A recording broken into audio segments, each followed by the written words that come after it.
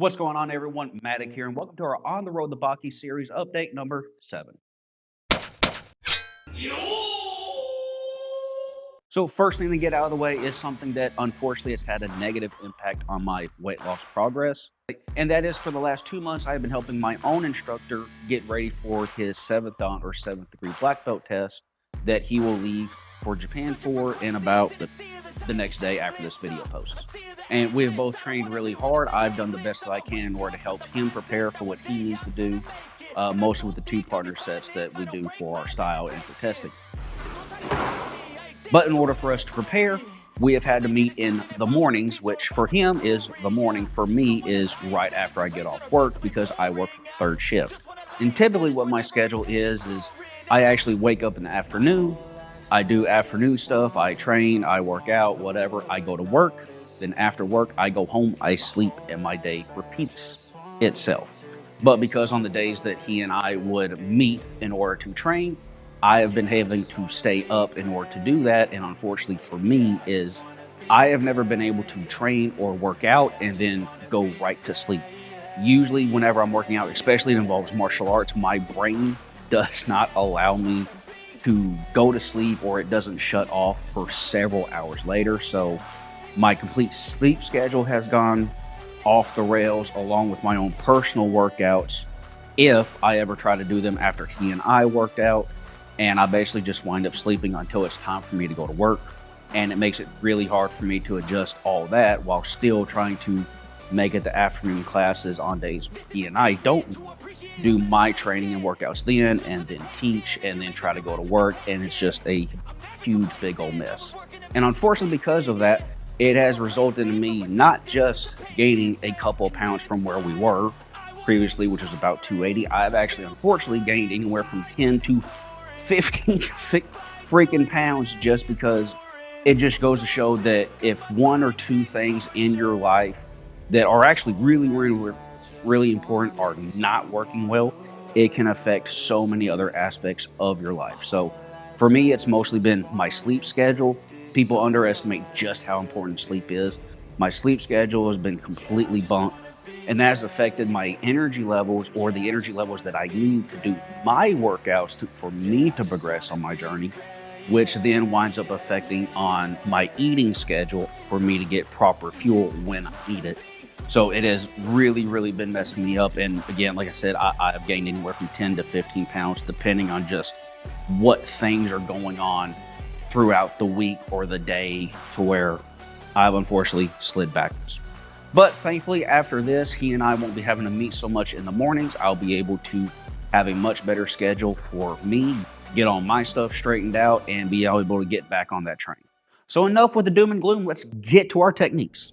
So as I said last time, what I'm going to do with my punching techniques is I'm basically now adding forward movement to my jabs and then to my reverse punches. And these have been going actually pretty well. I've been able to maintain good structural integrity while moving and impacting the bag during movement, at least during my jabs. My reverse punches, I've been throwing them kind of in preparation for the next stage, to where I'm not quite sure yet if I want to increase the amount of distance that I want to go to hit the bag, or if I want to start adding combinations when I move forward. So in preparation for me to do combos when I'm moving forward, I am setting my front foot first and then throwing my hand. If I was just going to increase my distance, I would start throwing my hand as I move forward, simply so I'm not late for when my foot hands and then my punch lands. And as you'll probably notice, is on the bag there are 2 white lines, which is basically just athletic tape, and that is there for me to break up the bag of where my waistline is and where my head is, that is on the bag, so I'm hitting appropriate targets on when I want to. And one of the things that I noticed is, if you remember in the last update when I said that I was having trouble, that when I would jab, my wrist was kind of having a little break in it, I was actually kind of able to figure that out, is that I'm usually used to punching like people in the head and the face and stuff, even if it is with gloves on. But my body has a natural tendency that, say I'm punching with my fist and I'm hitting something that's flat, I usually try to hit technically flat. So if I'm going at an upward angle because your shoulders are lower than your face, it creates this upward angle, and my fist still tries to hit this flat angle, which creates this bend in the wrist and causes it to do that. So in order to technically fix that, I just lowered my fist to where I'm now hitting like in the upper chest area, and I have not had that problem since then. However, I will be looking to getting an apparatus where it's basically you put a face, you can wrap it onto a bag in order to simulate hitting the fist. Kind of, I think specifically kind of for that reason, but also you get to practice targeting like the chin or the cheeks or the nose and stuff like that. And that's a product that's on Amazon that anybody can go ahead and buy if they want to. And I will put a link to it in the description below. So now we're going to move on to kicks. So all the kicks that I've been doing this time, so I've been doing round kicks for this series at least for a little over a year, and they've all mostly been to the body except for the last 2 months. Now I've been bringing everything up to the head. For round kicks, I've mostly been focusing primarily on correct body mechanics and accuracy, just trying to make sure that I'm consistently getting my foot up to the head, not hitting in different areas that I'm not supposed to, just getting consistently. Like then we have the hook kicks that I started doing. And for those, it's primarily getting my left and right side to kind of be equal at the moment, is because my right side, I'm able to be making contact at or above that white line that I have. So the white line is about here, right below my chin. My left leg, unfortunately, is either hitting just under the line or a little bit under it. So again, my main focus is to try to make sure that I can get my left leg back up and be even with my right leg. I'm not worrying so much about power or speed or anything like that. It's just, again, good body mechanics and getting consistency of getting up to the head and making both sides even at this current moment. So next up is exercises. So I am still doing my reverse step ups, my multiple calf raise exercises, my toe raises, my straight line shoulder presses, and my torso twists, or whatever we want to wind up calling those. The two exercises that I have added to it is one is a modified Shiko. For those who don't know what a Shiko is, it is the classic exercise that sumo wrestlers use for lower leg development. And the difference is between me and them is they'll do hundreds of those in a single training session. I'm just doing enough to trigger a muscular response. But in the way that it is modified is instead of maintaining a nice wide stance like they do, mine is a little bit narrower, but I am dropping down as far as I can. And then to start my motion coming up, I am actually trying to squeeze everything, like I'm trying to squeeze something between my legs in order to make me come up. And then kicking my leg out in order to help work on forward hip flexors. The second exercise that I introduced is to help with the side abductors.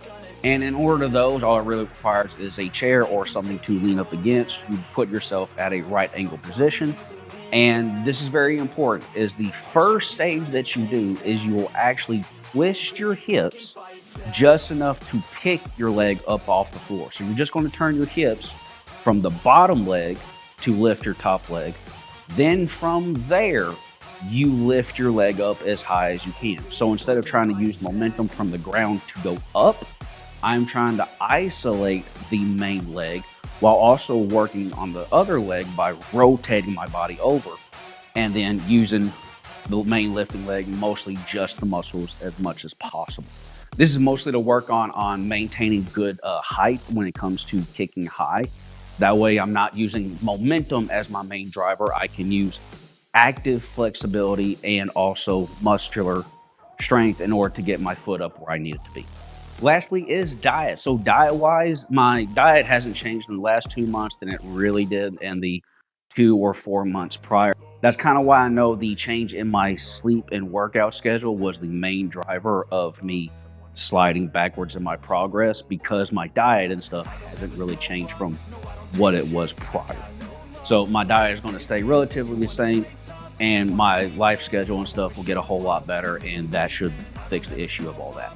So things that we're going to be doing for this next session. So again, like I said, for the technique wise, for punches, I'm going to see whether or not I want to increase the amount of distance that I'm traveling for my punches, or if I want to start working on combos.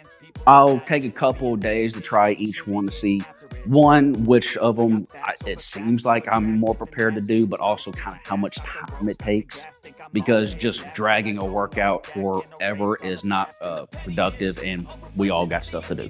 For kicks, for the round kicks, I can probably start laying a little bit more power into them, or I can start working more on the speed aspect because the mechanics are still fairly good, and my accuracy of consistently getting above the tape or going to head level is pretty good on both left and right.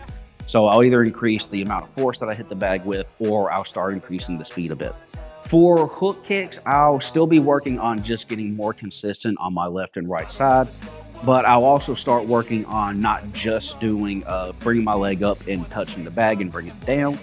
I'll also interchange coming across and swiping my foot across the target as if I'm actually really trying to lay some power into them. But it'll just be my foot going across the surface.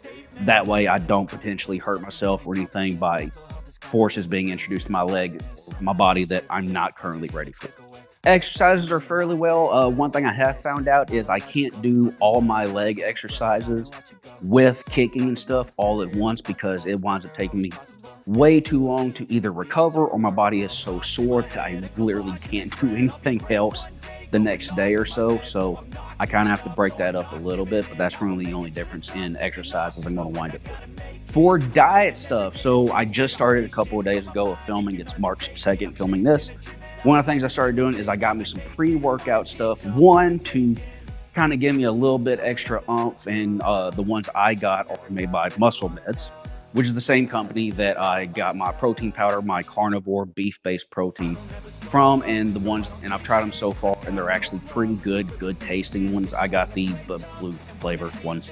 But not only am I using them as a boost to help me get through workouts and also through third shift, but also to help replace the energy drinks that I would sometimes drink, even though they are the slightly better version of energy drinks, but they're still technically bad.